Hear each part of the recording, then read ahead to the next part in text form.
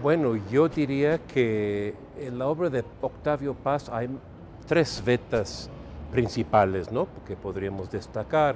La veta del poeta, desde luego, desde que empezó a escribir y publicar en 1931, empezó como poeta, ¿no? Eh, la veta del ensayista fue también desde el principio cuando publicó su primer poema, en el mismo año, casi en el mismo mes, publicó su primer ensayo en 1931 y hasta el final de sus días fue un ensayista constante, ¿no? Y un tercer aspecto que yo destacaría de Paz, que llegó a cobrar más importancia con el tiempo, fue el aspecto del intelectual, ¿no? Es decir, Paz como figura pública que opinaba sobre la política, sobre los eventos de la actualidad, y llegó a tener bastante influencia como intelectual en México y fuera de México también.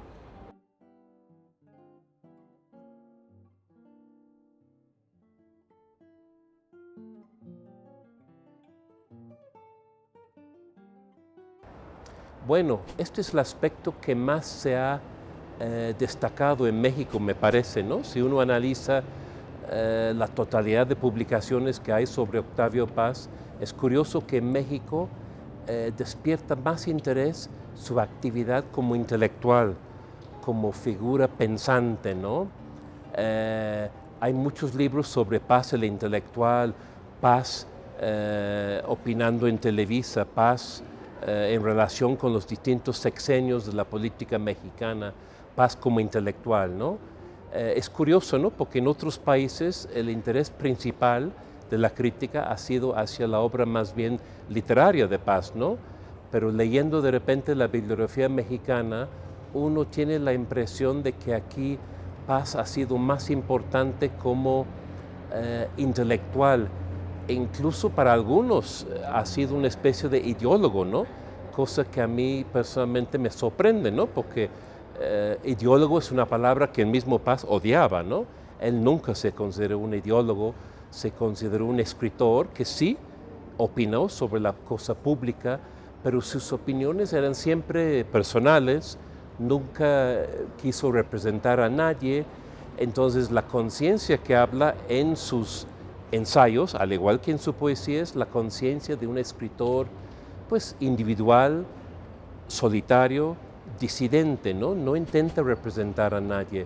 Pero es curiosa esa tendencia en México y tal vez habla un poco más de México que de Octavio Paz, ¿no? La tendencia a aceptarlo o combatirlo también, porque fue una figura muy polémica como intelectual, ¿no? Yo diría que en la trayectoria de Paz hay ciertos momentos definitivos, ¿no? Que nos ayudan un poco a pensar en lo que fue para muchos el Octavio Paz que conocieron fue el último, ¿no? Cuando era un escritor ya famoso, cuando aparecía en la televisión en México, pero realmente Paz como intelectual empezó mucho antes, ¿no? Era durante varias décadas un funcionario del Servicio Exterior Mexicano, ¿no? Trabajó entre mediados de los años 40 hasta su renuncia en 1968 en el Servicio Diplomático Exterior. Um, y ese Paz intelectual que nunca tuvo durante mucho tiempo muchos problemas de conciencia porque básicamente estuvo de acuerdo con la política exterior de México, pues llega un momento crítico, como todos sabemos, en 1968, pero desde antes Paz fue un escritor incómodo, yo diría, ¿no? Porque después de haber militado un poco en el grupo de izquierda en su juventud, ¿no? Compartiendo muchas ideas de la izquierda revolucionaria, del marxismo, después de su viaje a la España durante la Guerra Civil en 1937, era un escritor identificado con la izquierda. Poco a poco Paz se va desencantando con esas ideas en la década de los 40 y ya en 1951 publica un texto muy importante que es una traducción de un dossier de información a partir de los libros de David Rousset, un intelectual francés, que denunció la existencia de campos de concentración en la Unión Soviética.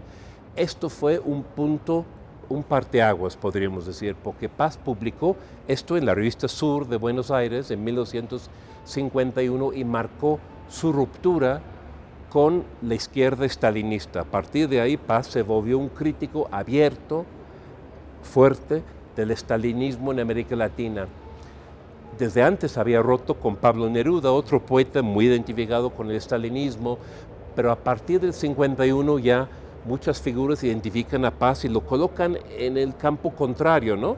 En esa época no había más que dos opciones, o ser revolucionario o ser reaccionario. Entonces, para muchos, Paz ya se vuelve un reaccionario a partir de ese momento. Fue un escritor incómodo, perdió muchos amigos, le fue muy difícil porque todavía no había escrito sus libros más importantes en la década de los 40, cuando va asumiendo estas ideas. Pero yo diría que fue una lucha muy heroica, fue muy atrevido lo que hizo, tuvo mucho valor, porque al principio estuvo bastante solo, después se asocia con el grupo surrealista en París.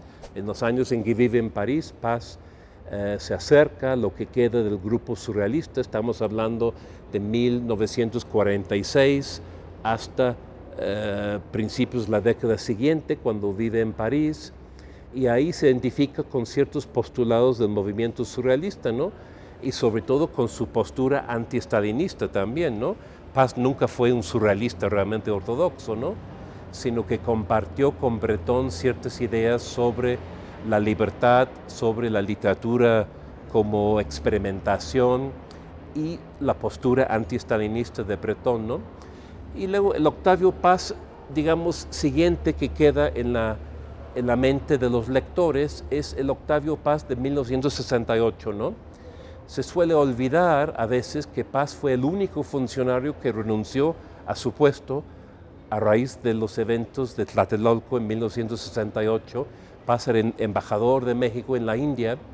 Cuando se entera de la matanza, los estudiantes del movimiento pacífico, no puede seguir sirviendo a un gobierno que ha hecho eso, entonces renuncia a su puesto.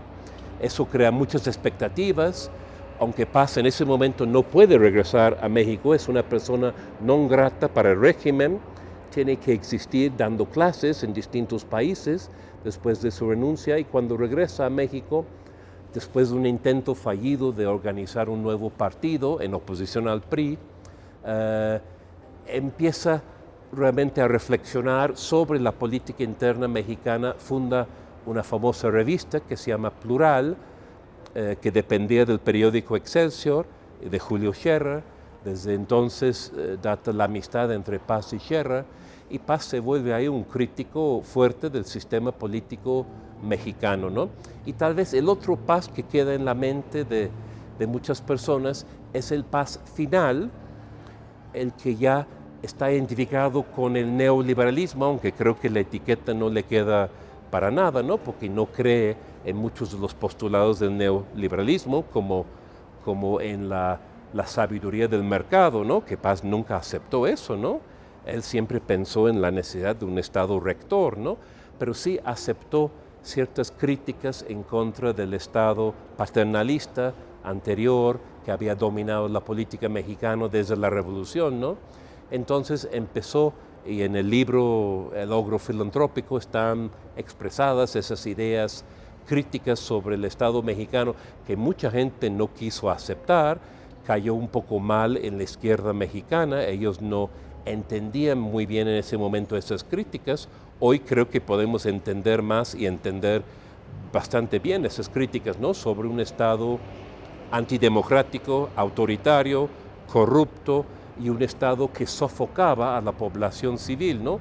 Entonces Paz se vuelve en las últimas décadas de su vida una figura peculiar en México, ¿no? Está identificada con la derecha como un neoliberal, y sin embargo es un hombre crítico de muchas tendencias, también crítico de las dictaduras militares en América Latina, y sí es cierto, crítico también con regímenes que él veía como dictaduras burocráticas de la izquierda, muy crítico con la Cuba de Fidel Castro, crítico con la Nicaragua sandinista.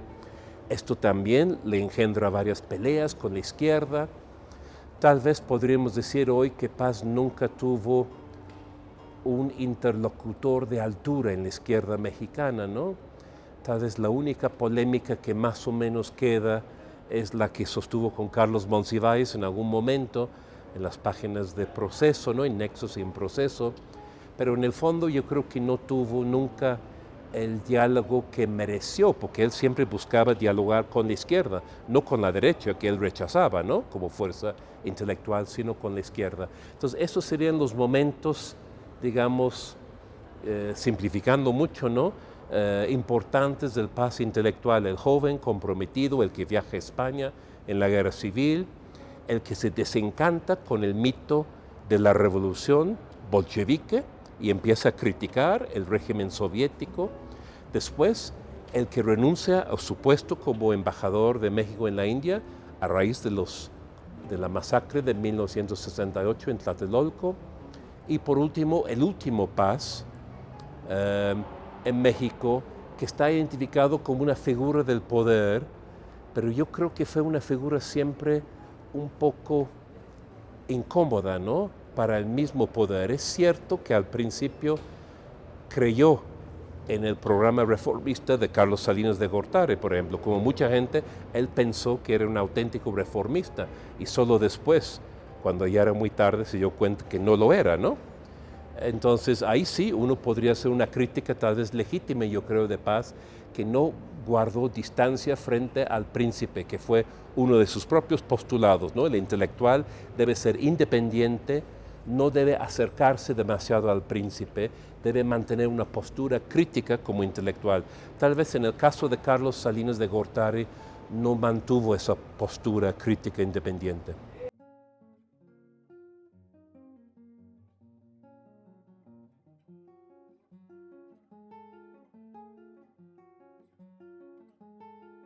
Bueno, Paz como ensayista yo creo que hay una veta enorme, ¿no? De su producción, desde su primer libro formal en prosa, que es El laberinto de la soledad, que publica en 1950. Paz es un ensayista brillante, ¿no? Que toca muchos asuntos, el asunto de México, el carácter, la historia de México. Es un gran ensayista sobre temas literarios, ¿no? Es un gran crítico literario. Sus ensayos sobre los poetas mexicanos anteriores a su generación, Villaurrutia, Pellicer, Gorostiza, sus ensayos sobre otros poetas modernos como Pessoa, Darío, como Luis Cernuda, sus ensayos sobre la tradición literaria de América Latina, incluso en el sentido más universal, ¿no? Yo creo que vemos muy bien en los ensayos de Paz cómo el ensayista va ampliando su enfoque muy pronto para hablar de los poetas chinos, japoneses, los rusos, empieza a traducir poesía y prosa de otras culturas, de otras lenguas. El Paz ensayista realmente es una figura apasionante, ¿no? Yo creo que como intelectual nunca quiso descansar, siempre tuvo una curiosidad admirable, ¿no? Quiso indagar cada vez más en otros asuntos, en otros temas, ¿no? Si pensamos que los temas que él exploró en sus ensayos son realmente muchísimos, ¿no? La historia de México, el carácter o las características de México, tanto en el sentido psicológico como en el sentido ritual, mítico, sociológico, antropológico. El laberinto de la soledad es un libro que habla un poco de todo esto, ¿no? De México como enigma, ¿no? Por otro lado, de la política mexicana, es un gran ensayista político, como vimos en el segmento anterior, ¿no? Pero también escribió sobre la religión, sobre la mitología, sobre las artes plásticas. 2 tomos de sus obras completas, de los 15 tomos, versan sobre las artes plásticas, y no solo del periodo moderno. Paz fue un hombre que intentó comprender estéticamente el arte precolombino de México. Tiene ensayos muy importantes sobre cómo deberíamos acercarnos a esas esculturas, a veces muy difíciles de entender, que están algunos en el Museo de Antropología, cómo acercarnos a una figura como la Coatlicue, ¿no? Que francamente da miedo, nos parece horrible, y sin embargo él desarrolla un poco una idea de que eso hay que entenderlo como un arte sagrado, como lo es, ¿no?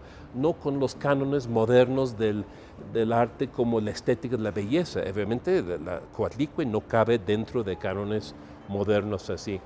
Además, las artes plásticas, Paz escribe mucho sobre política, sobre historia, sobre religiones. Cuando vivió muchos años en la India, sobre todo el segundo periodo en la India, entre 1962 y 1968, escribió muchos ensayos muy ambiciosos hablando de la religión de la India, el sistema de castas, que sigue siendo algo muy difícil de comprender para cualquier occidental, ¿no?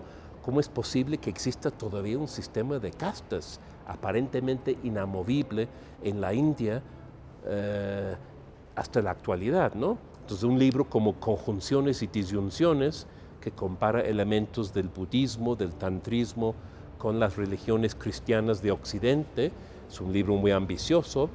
Escribió también un libro sobre el antropólogo, etnólogo Claude Lévi-Strauss. Ese es un libro que escribió estando en la India todavía. Hizo muchas antologías. Otro aspecto de Paz que no deberíamos olvidar, el hombre que hace revistas desde su juventud, cuando está en la Escuela Nacional Preparatoria San Ildefonso, hace sus primeras revistas. Es un adolescente y hace Barandal y luego Cuadernos del Valle de México.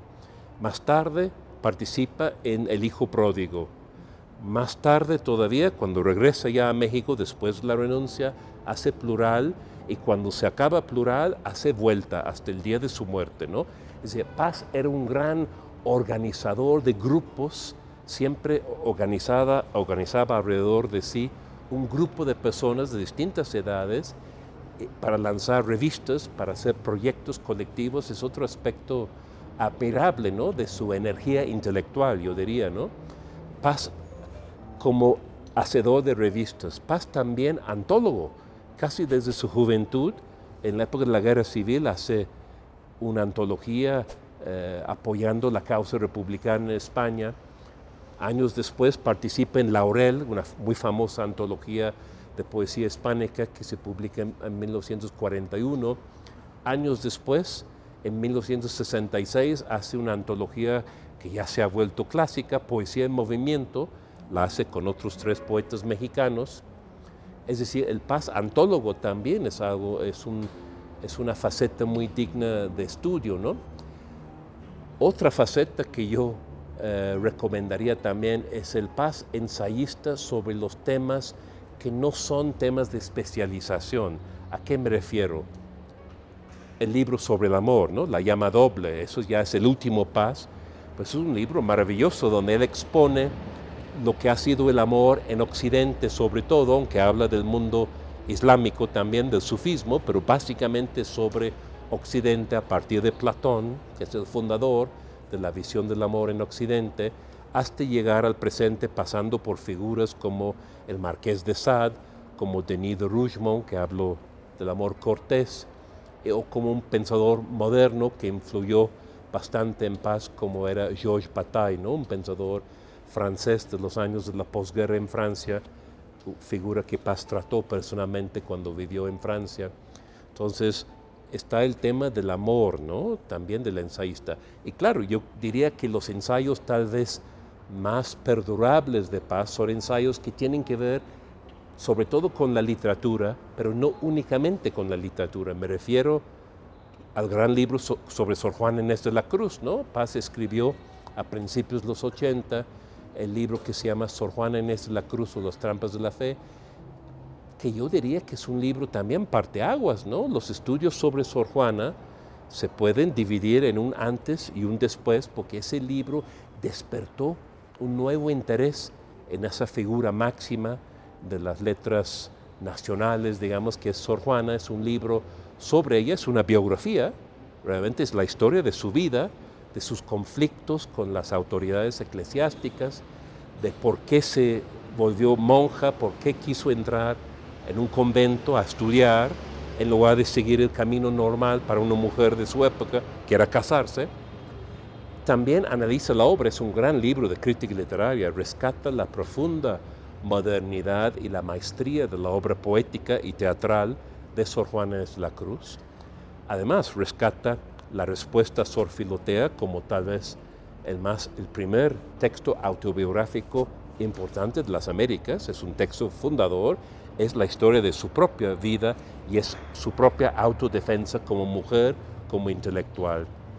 Y por último es un libro sobre la época de Sor Juana, su mundo, que era un mundo condenado un poco al olvido, ¿no? Cuando Paz era joven, todavía no se hablaba mucho del mundo de la Nueva España, ¿no? Había un mito, una especie de anatema que condenaba la colonia, ¿no? Los liberales habían condenado la colonia. La revolución también no habló bien de la colonia, era una época de esclavitud, de dominio de los españoles. Yo creo que es solo a partir de libros como el de Paz y otros libros, desde luego, de otros pensadores, que podemos acercarnos a la colonia ya sin los prejuicios ideológicos de antes, ¿no? Todavía Altamirano pudo decir con cierto desprecio que a Sor Juana hay que dejarla con sus pergaminos. Es decir, el prejuicio ideológico era muy fuerte. Y yo creo que con Paz eso se rompe. Primero en El laberinto de la soledad, su primer ensayo, y después en su gran libro sobre Sor Juana Inés de la Cruz. Entonces el ensayista tiene muchas vetas, incluso la teoría de la traducción es algo que interesó a Paz. Podríamos hablar mucho de sus ensayos, ¿no? Un pensador muy rico, muy polémico, muy fértil, que introdujo muchos pensadores en México, en la cultura hispánica. Realmente era un hombre que nunca dejó de pensar, ¿no?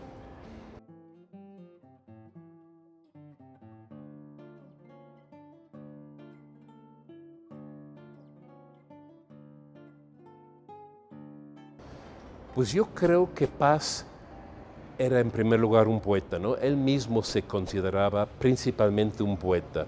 Lo demás era un poco secundario para él, sus ensayos, sus posturas públicas, políticas. Él se consideraba un poeta, ¿no? Y sí es cierto que desde joven empezó como poeta y nunca dejó de escribir y de leer poesía hasta prácticamente el último día de su vida. Yo creo que Paz es un poeta muy rico, muy plural, escribió muchos tipos de poesía. Su obra poética es bastante abundante y cambia mucho, ¿no? Una cosa llamativa de Paz como poeta es que no es lo mismo el primer Paz que el segundo, que el tercero, que el cuarto, y podríamos seguir, ¿no? En cada época. El joven poeta escribe una poesía muy endeudada, tiene 17 años, endeudada con sus modelos, con sus maestros, Carlos Pellicer, Rafael Alberti, Gerardo Diego, Juan Ramón Jiménez. Esos son los poetas españoles y poetas mexicanos también. Pellicer y Villaurrutia son dos influencias sobre el joven que empieza a escribir con 17 años, cuando vive todavía en México. Pero muy pronto deja eso atrás. Es asombrosa la rapidez del desarrollo de Paz como poeta. Experimenta muchas modalidades que luego va dejando atrás. Después, con la Guerra Civil de España, descubre la poesía social, la poesía política. Escribe un poema que después él suprime de su obra, que se llama No pasarán. Es el lema de los republicanos para la defensa de Madrid. Lo publica en 1936 y se publica varias veces en ese año y al año siguiente en una antología que publica en España, y después lo suprime de todas las recopilaciones de sus obras poéticas. Solo figura al final de su vida cuando publica sus obras completas en el tomo de Miscelánea, ahí rescata el poema, aunque como él dice no está de acuerdo con la postura en el poema. Es un poema panfletario, comprometido, político, y después él toma sus distancias y piensa que ese tipo de poesía no es el tipo adecuado, ¿no? Que tiene fallas estéticas y morales sobre todo. No hay, dice él, que poner la poesía al servicio de una causa política, ¿no? La poesía debe mantener su propia ética, su propia exigencia. Entonces, el Paz comprometido evoluciona muy rápidamente también, porque ya 2 años después escribe una poesía todavía política y social, pero no panfletaria, en un poema como El barco. Y un poco después, en 1941, escribe su primer gran poema sobre, digamos, la situación social y política de México. Se llama Entre la piedra y la flor. Lo escribe a partir de su experiencia en Yucatán, donde vive en 1937. Pero muy pronto también queda insatisfecho con eso. Entonces, otro rasgo muy característico de Paz es el revisionismo, esa necesidad que siente él de reescribir sus poemas constantemente. Muchos han hablado de esto en términos un poco crueles como falsificación. Yo no creo que se pueda hablar, desde luego Paz tiene muchas versiones distintas del mismo poema, o tal vez muchos poemas distintos que comparten el mismo título, pero no creo que sea falsificación, corregirse, ¿no? Él era un tipo muy autocrítico, Paz era muy exigente con los demás y consigo mismo, nunca quedó satisfecho con sus cosas, ni siquiera cuando tenía mucha fama y había ganado el premio Nobel, es decir, después de 1990, seguía muy autocrítico, y de todos sus libros, de ensayos, de todos sus poemas, hay varias versiones. No dejó nunca de reescribirse, porque tenía una insatisfacción permanente, ¿no? Entonces, no creo que sea muy justo decir que él se censuró o censuró poemas porque había cambiado de ideas políticas. ¿Por qué digo eso? Porque los poemas más reescritos de Paz no son los políticos, son los poemas de amor. Es decir, los poemas que más le inquietan, que más imperfectos le parecen, son poemas como Raíz del Hombre, que publica en 1937, que de política no tiene nada, es un poema erótico, un canto a la mujer, a la naturaleza. Ese es un poema que escribió durante toda su vida. Hay como 8 versiones distintas de ese poema. Los poemas políticos no hay tanta reescritura, ¿no? Entonces la tesis es demasiado simplista, como muchos mitos que abundan sobre Paz, ¿no? Que podríamos hacer, bueno, un programa sobre los mitos, ¿no? De Paz, ¿no? Cosas que la gente repite, pero realmente no son verdades, ¿no? Creo que la idea de la falsificación es una mentira también. Lo que hay en Paz es insatisfacción, corrección y mucha exigencia, ¿no? Luego el poeta sigue cambiando. En los años 40, cuando se acerca al movimiento surrealista, su poesía cambia de nuevo, se vuelve mucho más libre. Hay una lección previa de los 2 años que vivió en los Estados Unidos, que fue una experiencia importante de Paz. Él vive entre 43 y 45 en los Estados Unidos, y eso cambia su poesía, la vuelve menos retórica, escribe una poesía más confesional, más coloquial, hay más introspección en el sentido psicológico, ¿no? Está influido por el tipo de poesía que entonces están escribiendo los poetas ingleses y norteamericanos. Después, cuando llega a Francia, incorpora cosas sobre todo la imagen surrealista, ¿no? Imágenes ya sorprendentes, una mayor libertad, suprime la puntuación en los poemas de Semillas para un himno. Hay una identificación con ciertos postulados surrealistas, pero Paz nunca es un surrealista ortodoxo, ¿no? Mucha gente dice, Octavio Paz fue surrealista y después fue budista. No, se interesó en muchas cosas, pero nunca se afilió de manera incondicional a ninguna teoría, ningún grupo, nunca se afilió, ni siquiera en su juventud, cuando creía en la revolución cataclísmica, nunca se afilió al Partido Comunista.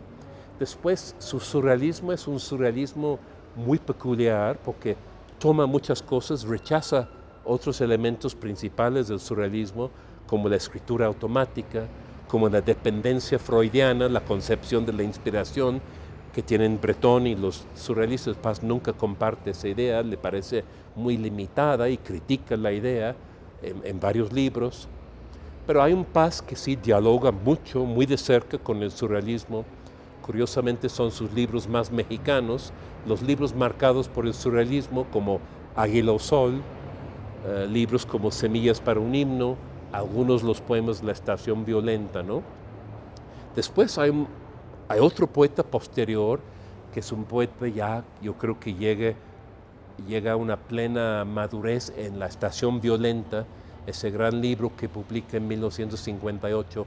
Son poemas extensos, poemas muy ambiciosos, como El Cántaro Roto, como Himno entre Ruinas, como Mutra, su experiencia en la India, su primera experiencia, y como Piedra de Sol, ¿no? Que yo creo que sigue siendo el poema más leído, más estudiado de Octavio Paz, que es un poema que escribe ya de regreso en México sobre una visión del tiempo y del amor y de la identidad, y un poema escrito totalmente en endecasílabos, ¿no? Ese verso de 11 sílabas de origen clásico en español, su primer cultivador sistemático es bueno, Boscani y Garcilaso, y Paz hace un largo poema ahí sobre la historia de un hombre, de una cultura, de una generación, la búsqueda de una trascendencia del ser total, un poema que realmente explora muchas vetas y que es un poema extraordinario porque nunca pierde el ímpetu, ¿no? A lo largo de los unos 500 versos del poema, ¿no? O sea, Paz es un gran hacedor también del poema extenso. Cuando hablamos del poeta Paz tendríamos que hablar de algunos de sus grandes poemas extensos, como Piedra de Sol, como El Cántaro Roto, como Blanco, como Pasado en Claro, como Nocturno de San Ildefonso, como Carta de Creencia de su último libro. Podríamos enunciar unos 20, 25 poemas extensos que sí son poemas de los más importantes de Paz, pero curiosamente es un poeta también de las formas breves.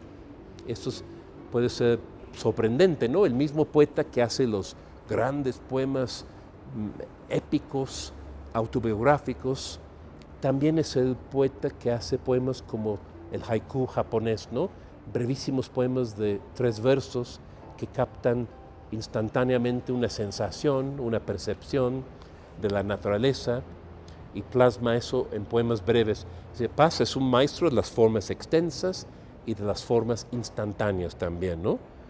Empezó a acercarse al haiku en parte a través de Tablada, ¿no? Que fue un poeta anterior a quien Paz nunca conoció, pero Paz se encontraba en Nueva York en 1945, cuando Tablada murió ahí en el exilio, asistió y dio un discurso que es el origen de su primer ensayo sobre Tablada, unos días después de las bombas atómicas, y ahí empieza su interés en las formas orientales, ¿no? En 1945.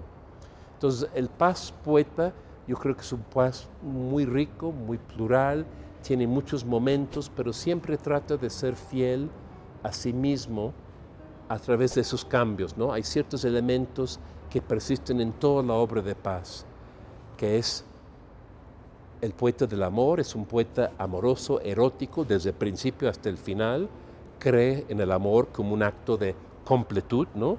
De compenetración con la otra, con lo otro. El poeta que busca la comunión, no solo la comunión erótica, sino también la comunión poética con el lector. Es un poeta que siempre piensa en el que está leyendo o en la que está leyendo, y el acto de escribir poemas para Paz es entrar en un diálogo con el otro, ¿no? Entonces él siempre decía cosas, bueno, hay de un poema en prosa de Águila Sol, dice algo que creo que es definitivo para su obra poética: todo poema se cumple a expensas del poeta. Es decir, si el poema se cumple, si logra la comunicación con un lector, el poeta desaparece, solo queda el poema como un mecanismo de diálogo con lo otro. El poeta ya no importa, se elimina el poeta y queda la comunicación poética. Otra persona se apropia de las palabras del poeta, ¿no? Entonces yo creo que es un poeta rico, profundo, experimental, tradicional. A veces exploró muchas formas en su poesía. Es un poeta autobiográfico, sin ser un poeta dramático de monólogos interiores, no tiene mucho de eso, pero sí poemas sobre su propia vida. Constantemente la poesía habla de la vida, pero no para reflejarla pasivamente, sino para transformarla en otra cosa, ¿no? Entonces yo creo que Paz no se equivocó al considerarse poeta, ¿no? En primer lugar, yo creo que si Paz todavía es un autor leído en 50 o 100 años, será como poeta. Eso es mi apuesta, ¿no? El Paz que va a quedar será un Paz poeta. No tal vez de muchos poemas. Él mismo pensó que de los poetas lo único que va a quedar después son unos cuantos versos, ni siquiera un poema completo, ¿no? Decía, el tiempo es un juez terrible, ¿no? Que va eliminando lo que no es esencial. Y él mismo dijo en una de las últimas conversaciones que yo tuve con él, que él estaría contento que si de su obra quedara unos cuantos versos, pero versos capaces de provocar ese diálogo con la otra persona, capaces de ser apropiados, ¿no? En una especie de comunión, lo que él llamaba la comunión poética, ¿no? Entonces, de todos estos aspectos de la obra de Paz vamos a hablar aquí en el Colegio de México. En el mes de septiembre estoy organizando un coloquio internacional donde vienen estudiosos de primer nivel de otros países y estudiosos mexicanos los días 10, 11 y 12 de septiembre. Vamos a estar aquí en la sala Alfonso Reyes discutiendo, bueno, los aspectos menos estudiados de la obra de Paz, algunos los aspectos más polémicos de Paz, lo que queda de Paz 100 años después de su nacimiento.